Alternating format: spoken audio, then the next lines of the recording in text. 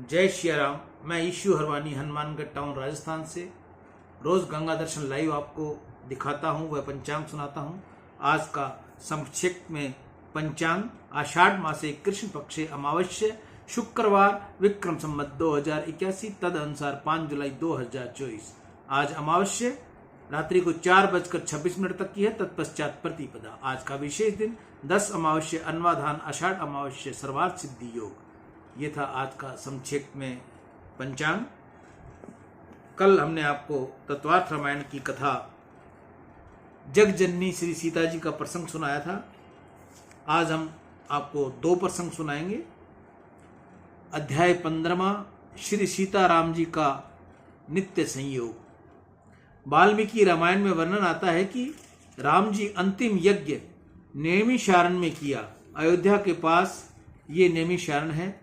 नैमिषारण्य की यात्रा जिन वैष्णवों ने की होगी उनको विदित होगा कि वहाँ एक जानकी कुंड है। वहाँ के साधु ऐसा बतलाते हैं कि श्री सीता माता इसी धरती में समाई हैं और इसके स्मरण स्वरूप इस कुंड का नाम जानकी कुंड है। माता जी यहीं लीन हुई थी। श्री रामचंद्र जी के यज्ञ का निमंत्रण वाल्मीकि जी को गया। वाल्मीकि जी ऋषि बहुत ही इच्छा थी कि किसी भी प्रकार से राम जी मान जाएं और सीता जी को घर में रखें। सीता राम जी के स्वर्ण सिंहासन पर एक साथ विराजें और मैं दर्शन करूं। मैं राम जी को समझाऊंगा, राम जी को उल्हाना दूंगा। बहुत दिन हो गए हैं, अब मुझे ये रहस्य सभा में प्रकट करना होगा।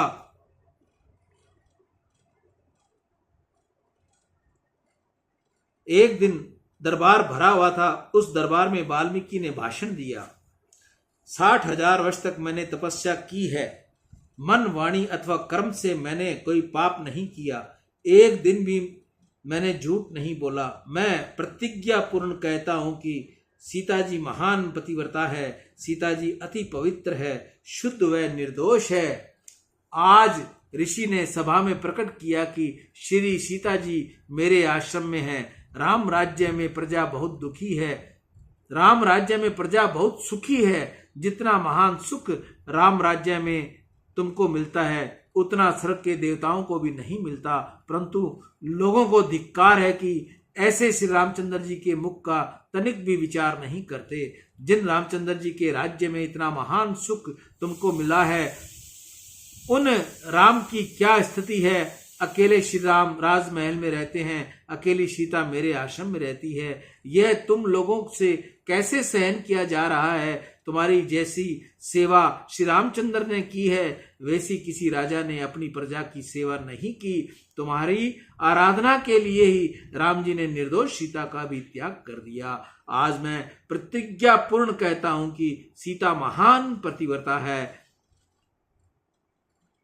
सीता महान पतिव्रता न हो तो मेरी 60,000 की तपस्या व्यर्थ हो जाए।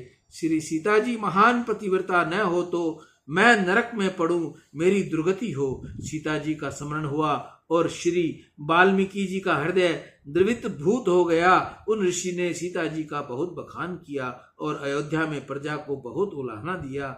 वे आवेश में आकर बोलने लगे, अयोध्या के लोग जैसे कैसे हैं मुझे खबर नहीं पड़ती। लोगों को लज्जा भी नहीं आती। ये लोग मनुष्य हैं या राक्षस, कोई विचार ही नहीं करता। तुम लोग राम जी को क्यों नहीं कहते कि माता जी को जल्दी घर पधराओ, नहीं तो हम अन्न जल छोड़कर प्राण त्याग करेंगे। आज तो बोलते बोलते ऋषि राम जी को भी उलाहना दिया, राम जी को भी बहुत सुनाई। उन्होंने राम जी से कहा, तुम्हारा अन्य सभी कुछ ठीक है, परंतु तुमने सीता का त्याग किया, ये बहुत बुरा किया। मुझको ये सहन नहीं होता। मेरी बहुत भावना है कि सीता जी के साथ स्वर्ण सिंहासन पर आप विराजे और मैं दर्शन करूं। मुझे दक्षिणा में और कुछ भी नहीं मांगना है। वह मेरी कन्या महान पतिव्रता है। ऋषि बहुत आवेश में बोलने लगे। उस समय राम जी सिंहासन से उठकर दौड़ते हुए वाल्मीकि जी के चरणों में पड़े और ऋषि के चरणों में माथा नवाया। कहा, मैं जानता हूं कि वह महान पतिव्रता है, निर्दोष है, परंतु गुरुजी मैं क्या करूं, मेरा दोष नहीं। अयोध्या के लोग चाहे जैसे बोलते हों, कितनों के ही मन में शंका है। लंका में उन्होंने अग्नि में प्रवेश किया था, परंतु अयोध्या की प्रजा को विश्वास नहीं आता। मेरे चरित्र के विषय में लोगों को शंका होती है। प्रजा को शुद्ध चरित्र का आदर्श बताने के लिए इच्छा न होते हुए भी मैंने त्याग किया है। सीता जी पतिव्रता का मुझे तो विश्वास है, परंतु अयोध्या के लोगों को विश्वास होना चाहिए। मेरी बहुत इच्छा है कि एक बार सीता जी दरबार में पधारें और अयोध्या की प्रजा को विश्वास हो सके ऐसा कोई उपाय बताएं। उसके पश्चात मैं सीता को घर ले आऊं। वाल्मीकि ने आश्रम में आते ही सीता जी को समझाते हैं, बेटी आज राम जी के साथ बहुत बातें हुई और प्रभु ने ऐसा कहा है कि मेरी बहुत इच्छा है कि एक बार वह दरबार में आए। बेटी तुम जाओगी तो मैं तुम्हारे साथ रहूंगा। ऋषि सीता जी को समझाते हैं। सीता जी बहुत व्याकुल हुई। उन्होंने दोनों हाथ जोड़कर कहा, पतिदेव की आज्ञा का पालन करना मेरा धर्म है। प्रभु मेरा त्याग किया ये योग्य था और आज मुझे दरबार में बुलाते हैं ये भी योग्य है। ये जो कुछ भी करते हैं वह सब ही योग्य है। इनकी इच्छा है तो मैं दरबार में जाऊंगी। वाल्मीकि जी ने रामचंद्र जी के पास आए और उन्होंने कहा कि महाराज सीता जी दरबार में पधारेंगी। इसके लिए दिन निश्चित हो गया। नियत दिन पर भारी दरबार भरा हुआ था। देवताओं और ऋषि दरबार में आए हुए हैं। राजाओं अयोध्या की प्रजा दौड़ रही है। सभी को सीता जी का प्रभाव देखने की इच्छा है। वाल्मीकि जी सीता जी को दरबार में लेकर आते हैं। सीता माँ वाल्मीकि के पीछे पीछे चल रही है। नजर धरती पर है। श्री सीता माँ किसी पर दृष्टि डालती नहीं। माँ ने दोनों हाथ जोड़ रखे हैं और वह जगत को वंदन कर रही है। माँ ने काश्याय वस्त्र पहन रखे हैं। सौभाग्य अलंकार के अलावा दूसरा कोई श्रृंगार नहीं है। श्री राम के वियोग में सीता जी ने अनाज का सेवन किया नहीं। इससे माँ का श्रीअंग अतिशय दुर्लभ दिख पड़ता है। लव कुश पीछे पीछे चल रहे हैं। अयोध्या की प्रजा सीता का दर्शन करती है। सीता माँ का दर्शन करते करते सब रोने लगे। श्री सीता माँ का जय जयकार होने लगा। सिंहासन पर श्री रामचंद्र जी विराजे हुए हैं। श्री सीता जी उनका वंदन करती है। उसके पश्चात सीता माँ का सुंदर भाषण हुआ। धरती पर नजर रखकर माँ बोली, श्री रामचंद्र जी के बिना किसी पुरुष का मैंने स्मरण भी नहीं किया नहीं। प्रभु के द्वारा त्याग किए जाने पर भी मेरे मन में उनके प्रति कोई कुभाव न आया हो। पतिव्रता धर्म का मैंने बारंबार बराबर पालन किया हो। आचरण वाणी और विचार में सदा सर्वदा श्री राम जी का ही मैंने चिंतन किया हो। यह सब जो मैंने कहा यह सत्य है। तो हे धरती माँ अब तो मुझे मार्ग दो। मुझे इस जगत में रहना नहीं। सीता माँ के मुख से जो ही ये शब्द निकले वहीं पर एकाएक धड़ाका हुआ। धरती फट गई और शेषनाग के फण के ऊपर स्वर्ण का सिंहासन बाहर आया। श्री भूदेवी श्री सीता माँ को उठाकर सिंहासन पर पधराया और कहा, यह जगत अब तुम्हारे रहने योग्य नहीं। लोगों को सम्मान देना आता ही नहीं। सिंहासन पर ज्यों ही सीता जी विराजी, लव कुश बहुत घबराकर दौड़ते गए।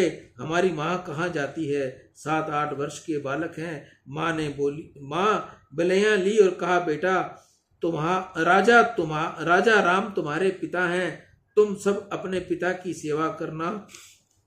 तुम्हारी माँ जाती है। सब देखते रह गए और एक क्षण में ही सिंहासन के साथ श्री सीता माता अदृश्य हो गई, धरती में लीन हो गई। पीछे तो अयोध्या के लोग बहुत विलाप करते हैं।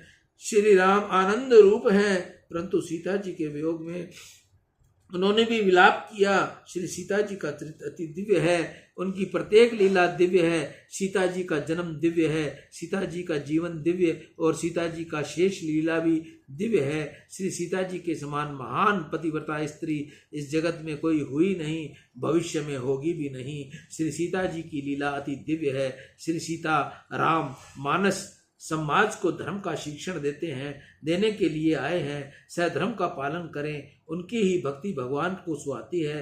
भक्ति में प्रेम की मर्यादा में रहकर करनी चाहिए। भक्ति धर्मानुकूल न हो तो अधर्म युक्त हो वह भक्ति नहीं, भ्रम है। जिसका जो कर्तव्य भगवान ने निश्चय किया है उसका वह बारंबार पालन करे। स्वयं का धर्म जो छोड़ता है उसकी भक्ति सफल नहीं होती। ब्राह्मण संध्या छोड़े और प्रभु की सेवा करने जाए तो भगवान उसकी सेवा को स्वीकार नहीं करते। घर में पतिदेव बीमार हो, पति पत्नी को मंदिर जाने के लिए मनाही करने पर भी पत्नी दर्शन करने जाए तो भगवान उसे सन्मुख देखते नहीं। भक्ति भी धर्म की प्रत्येक मर्यादा का पाल कर ही जानी चाहिए। धर्म के विरुद्ध गई भक्ति ईश्वर को सहन नहीं होती। श्री सीता जी ने अपने चरित्र के आचरण में जगत को ज्ञान दिया है। श्री रामचंद्र जी का और सीता जी का तो क्या वियोग होना था। श्री सीताराम जी स्वर्ण सिंहासन पर सर्वकाल के लिए विराजे हुए हैं। वह अविनाशी हैं और वह नित्य दंपति हैं। इनका तो नित्य संयोग है, इनका वियोग तो कभी होता ही नहीं। वैष्णव जन सतत सीताराम जी का दर्शन करते हैं। वाम भाग शोभित अनुकूला, आदि शक्ति छवि निधि जग मूला। श्री राम राम धरणी धर राम राम, श्री राम राम करुणा कर राम राम। श्री राम राम मनुजाकृति राम राम, श्री राम राम कमलापति राम राम। श्री जानकी वल्लभो विजेते चरितम रघुनाथस्य शत कोटि परिश्रम, एकेकम अक्षरम पुसाम महापातक नाशनम। यहाँ हमारा 15वां अध्याय पूर्ण हुआ। 16वां अध्याय श्री राम नाम। भगवान शंकर रामायण के प्रधान आचार्य हैं। रामचरित का वर्णन भी 100 करोड़ श्लोकों में शिव जी ने किया है। शत कोटि परिश्रम, रामायण के 100 करोड़ श्लोक हैं, उसको संक्षेप में कौन कर सकता है। शिवजी ने कहा मैं श्री राम जी के कथा करता हूँ, सब दिन सतत राम का जाप करता हूँ, परंतु श्री राम कैसे हैं वह मैं जानता नहीं। शिव जी की यह विनम्रता है, जो जानते हैं वह सब कुछ जानते नहीं। इस प्रकार समझकर जप करें तो वह ही कुछ जानते हैं। भगवान शंकर सतत राम नाम का जप करते हैं। ओंकार में जो शक्ति है वही शक्ति राम नाम में है। राम नाम सब वेदों का सार है। एक बार महादेव बाबा के दरबार में देवता बनकर आए, ऋषि आए और राक्षस भी आए। महादेव बाबा का दरबार सबके लिए सब समय खुला है, जब भी जाओ दर्शन होते हैं। रात्रि के 12 बजे तुम राम जी के दर्शन करने जाओ तो राम जी दर्शन देते नहीं। ये तो राजा धीराज हैं, शयन करते हैं, परंतु रात्रि के 12 बजे भी शंकर दादा के दर्शन करने जाएं तो दर्शन कर सकते हैं। शंकर दादा का दरबार बंद होता नहीं, इनका दरवाजा बंद होता नहीं। ये तो कहते हैं कि रात्रि 12 बजे तो क्या, तुमको रात्रि 2 बजे आना हो तो आओ, मैं बैठा हूं। अब आना हो तो अब आओ, और जिसको आना हो वह आओ। सबके लिए शिव जी का दरबार खुला है। राम जी के यहाँ हर एक को प्रवेश मिलता नहीं। राम जी के दरबार में तो उसी को प्रवेश मिलता है जो राम जी की मर्यादा का पालन करता हो, राम जी जैसी मात्र पितृ भक्ति रखता हो, राम जी जैसा संयम सदाचार का पालन करता हो। राम जी के द्वार पर हनुमान जी खड़े हैं, उनकी आज्ञा के बिना कोई अंदर प्रवेश कर नहीं सकता। राम द्वारे तुम रखवारे, होत न आज्ञा बिनु पैसारे। राम जी के दरबार में प्रवेश मांगने वाले से हनुमान जी पूछते हैं, तुम मेरे राम जी जैसे बंधु प्रेम रखते हो, संयम रखते हो, मेरे राम जी की मर्यादा का पालन करते हो, पर स्त्री को माता के समान देखते हो। राम जी की मर्यादा पालन करे उसी को दरबार में प्रवेश का अधिकार मिलता है। हनुमान जी सबको अंदर जाने देते नहीं। श्री कृष्ण के दरबार में कथा अलग है। कन्हैया कहते हैं कि मेरे यहाँ आना हो तो नाक में बाली पहननी पड़ेगी, साड़ी भी पहननी पड़ेगी। मेरे दरबार में आना हो तो गोपी बनकर आओ। शिव जी का ही एक दरबार ऐसा है जो चाहे वहां जा सकता है। भगवान शंकर तो आशुतोष है, सरलता से ही रीझ जाते हैं। शिव जी के दरबार में हर एक को प्रवेश मिलता है। वहां देवता आते हैं, ऋषि आते हैं, दैत्य आते हैं और भूत पिशाच भी आते हैं। तुम मथुरा गए होंगे, मथुरा में भूतेश्वर महादेव का मंदिर है। वहां के ब्राह्मण ऐसा कहते हैं कि वहां सारे दिन तो देवता ऋषि पूजा करते हैं, परंतु रात्रि 11 बजे के बाद वहां भूत आते हैं और शिव जी की आराधना करते हैं। भगवान शंकर तो सबके स्वामी हैं, जीव मात्र के ऊपर इनकी कृपा दृष्टि है। शिव जी का दरबार सबके लिए खुला न होता तो बेचारे भूत पिशाच कहाँ जाते।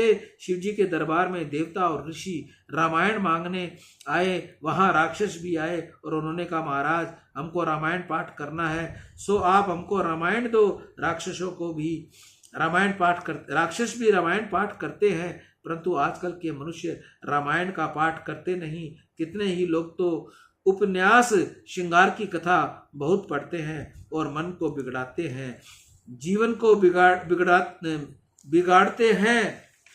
तब जब तुमको फुर्सत मिले तब रामायण का पाठ करो, तुम्हारा पाप भस्म हो जाएगा। श्री हनुमान जी महाराज तुम्हारे ऊपर कृपा करेंगे। राक्षसों को भी श्री राम अच्छे लगते हैं, राम जी का वर्णन देवताओं और ऋषि भी करते हैं। ऐसा नहीं है कि राक्षस भी उनकी प्रशंसा करते हैं। रावण भी श्री राम का बखान करता है, वह प्रसंग पहले आ चुका है। राक्षसों को भी रामायण सुरुचिकर है, वह भी रामायण का पाठ करते हैं। सब मिलाकर भगवान नीलकंठ के पास आए और कहा कि महाराज हमको रामायण दो। रामायण के श्लोक हैं 100 करोड़ और लेने वाले हैं 3 देव, दैत्य और ऋषि। शिवजी ने श्लोक का समान बंटवारा किया और हर एक के भाग में 33 करोड़ 33 लाख 33,333 श्लोक आए। कुल 99 करोड़ 99 लाख 99,999 श्लोक वितरित हुए। उन 100 करोड़ में से एक श्लोक बाकी बचा। यह जो एक श्लोक बचा हुआ है उसको भी 3 मांगने लगे। देवताओं ने कहा हमें दो, ऋषियों ने कहा हमें दो और राक्षसों ने कहा हमें दो। एक श्लोक के लिए तीनों झगड़ा करने लगे। शंकर दादा को झगड़ा जरा भी पसंद नहीं। मंदिर में कभी कलह करना नहीं, मंदिर में जोर से बोलना नहीं। प्रभु के दरबार में तो पशु पक्षी भी वैर को भूल जाते हैं और प्रेम के साथ बैठते हैं। मालिक को झगड़ा पसंद नहीं। कितने ही लोग मंदिर में जाकर अपना पक्ष ऊंचा करते हैं। मंदिर में सबको प्रेम से देखो, सबके साथ प्रेम से बोलो। कोई बहुत जोर से बोलता हो तो लाला को बुरा लगता है कि ये यहाँ मारामारी करने आया है क्या। कन्हैया तो बहुत कोमल है। श्री शंकर भगवान दरबार में तुम दर्शन करोगे तो ध्यान में आएगा कि शत्रु होते हुए भी सभी जीव एक ही जगह पर एकत्रित है। शत्रु होते हुए भी वैर को विसार रखा है जीव की। शिवजी ने दरबार में गणपति महाराज और उनका वाहन मूषक, शिवजी के गले में सर्प और मूषक का जन्म सिद्ध वैर होता है। सर्प मूषक को देखते ही दौड़ पड़ता है और मूषक चूहे को मार डालता है, परंतु शिव मंदिर में तो उनको वैर भुला रखा है। प्रेम से वे साथ बैठे हैं। भगवान शंकर के वाहन है नंदीश्वर और माता पार्वती के वाहन है सिंह। शक्ति आदि शक्ति जगदम्बा सिंह वाहनी है। माता को सिंह बहुत प्रिय है। सिंह हिंसा तो बहुत करता है, परंतु सिंह में एक बहुत बड़ा सद्गुण है। सिंह वर्ष में एक ही बार काम सुख भोगता है, बाकी 359 दिवस वह संयम में रहता है। सिंह संयम की मूर्ति है, इसलिए आदि शक्ति जगदम्बा ने सिंह को पसंद किया। माता के मंदिर में सिंह की स्थापना होती है। देवी देवताओं में आदि शक्ति जगदम्बा के 51 सिद्धि पीठों की कथा आती है। स्वर व्यंजन मिलने से ही 51 वर्ण होते हैं। आदि शक्ति जगदम्बा जहाँ विराजती है वहाँ सिंह की स्थापना होती है। काशी में विशालाक्षी है, काशी में कामाक्षी है, मथुरा में मीनाक्षी है। प्रत्येक पीठ में सिंह की स्थापना है। माता जी का वाहन सिंह और शिव जी का वाहन नंदी। सिंह और नंदी का जन्म सिद्ध वैर है, परंतु शिव जी के धाम में ये वैर भूल जाते हैं। नारायण के दरबार में एकत्रित हुए। नारायण के वाहन गरुड़ और शया है शेष। गरुड़ और शेप का वैर जन्म सिद्ध है। पुराणों में कथा आती है सर्पों ने गरुड़ की माता को बड़ा त्रास दिया, परंतु नारायण के सन्मुख आने के बाद वह वैर भूल जाते हैं। मंदिर में वैर विष को भूल जाओ। आंख में प्रेम रखकर सबको प्रेम से देखो। शिवजी को आश्चर्य हुआ कि एक श्लोक के पीछे तुम लोग झगड़ा करते हो। मेरे धाम में आने के पश्चात तो पशु पक्षी भी वैर नहीं करते, झगड़ा नहीं करते, फिर तुम क्यों करते हो। शिवजी ने उल्हाना दिया। फिर भी तीनों जनों में एक श्लोक के लिए मांग चालू रखी। तभी शंकर बाबा ने कहा तुम लोग ऐसा दुर्ग्रह न करो। इस श्लोक के अक्षर में तुमको समान भाग में बांट देता हूँ। यह श्लोक अनुष्टुप छंद में था। अनुष्टुप छंद के अक्षर होते हैं 32। शिवजी महाराज ने बंटवारा किया। हर एक को 10-10 अक्षर वितरित हुए। 20-30 अक्षर बांटे तथा 2 बाकी रहे। इन 2 अक्षरों के लिए भी दोनों झगड़ने लगे कि हमको दो। शंकर दादा ने अंत में कहा, ये 2 अक्षर अब मुझे किसी को देने नहीं, ये 2 अक्षर मैं अपने कंठ में ही रखूंगा। ये 2 अक्षर हैं रा और मैं, नाम है। इस वेदों का सार है, अति सरल है, बहुत मधुर है। राम नाम के अमृत से भी अधिक मिठास है। यह तो जो राम नाम अमृत का पान करता है उसी को खबर पड़ती है। शिवजी ने कहा, यह राम नाम मैं किसी को दूंगा नहीं, मैं कंठ में धारण करूंगा। शिवजी ने कंठ में राम नाम इसलिए शिवजी विष पी गए, वह विष भी अमृत बन गया। नाम प्रभाव जान शिवनी को, काल कूट फल दीन अमी को। जो संसार में आता है उसको जहर तो पीना ही पड़ता है। तुम्हारा पुत्र तुम्हारा कहा न करे तो सामने उत्तर दे तो तुमको जहर जैसा लगेगा। प्रतिकूल परिस्थितियों को ही जहर है। तुम्हारी कोई निंदा करे तुमको जहर जैसा लगेगा। संसार में निंदा, व्याधि, अपमान इत्यादि जहर हैं। जब जब जीव में दुख आए, जहर पीने का प्रसंग आए, तब तब राम नाम अमृत का पान करना, राम नाम का जप करना, जिसे जहर भी अमृत बन जाएगा। भगवान शंकर तो हर समय राम नाम कंठ में रखते हैं। राम राम राम करते तुम भी राम राम नहीं आपुति, श्री राम। इस तरह श्री के साथ राम नाम लेना। शंकर दादा तो लक्ष्मी की जरूरत नहीं है, इसलिए श्री को छोड़कर अकेले राम नाम ही पकड़ रखा है। परंतु हमें तो लक्ष्मी की बहुत जरूरत रहती है, इसलिए केवल राम राम न करके श्री राम रटना चाहिए। कि शब्द का अर्थ होता है लक्ष्मी, श्री का शब्द का अर्थ होता है श्री सीता जी। राम नाम में दिव्य शक्ति है। राम नाम की महिमा कौन वर्णन कर सकता है।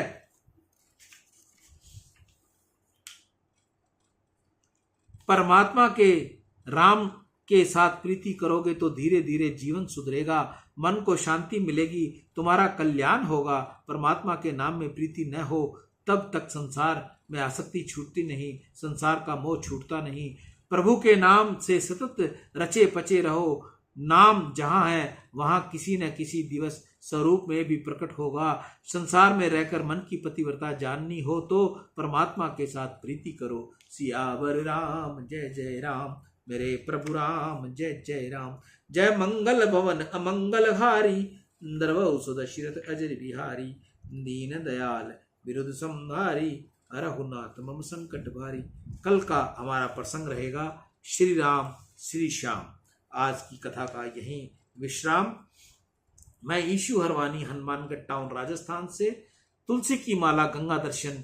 रोज आपको मैं गंगा दर्शन दिखाता हूँ और पंचांग बताता हूँ। जिस माता बहन के घर तुलसी का पौधा बहुत सालों तक उसकी पूजा सेवा अर्चना की है, आज वो किसी कारण विसर्जन हो गया है, तो मेरी उन माताओं बहनों से हाथ जोड़कर प्रार्थना है कि वह उस पौधे को उखाड़ कर बाहर न फेंके। उस पौधे को साफ सुथरा करके साफ कपड़े में बांधकर उसको मंदिर में अपने पूजा के स्थान पर रखकर उसकी पूजा करें। अगर आप चाहो कि उस तुलसी की काष्ठ की मैं आपको माला बना के दूं, तो वह तुलसी की काष्ठ आप मुझ तक भेजो, मैं आपको उसकी माला बनाकर आपको भेजूंगा। आने जाने का कोरियर चार्ज आपका रहेगा। माला बनाना बिल्कुल निःशुल्क रहेगा। हम आपको माला फ्री में बना कर देंगे। ईशु हरवानी, हनुमानगढ़ टाउन, राजस्थान। राम।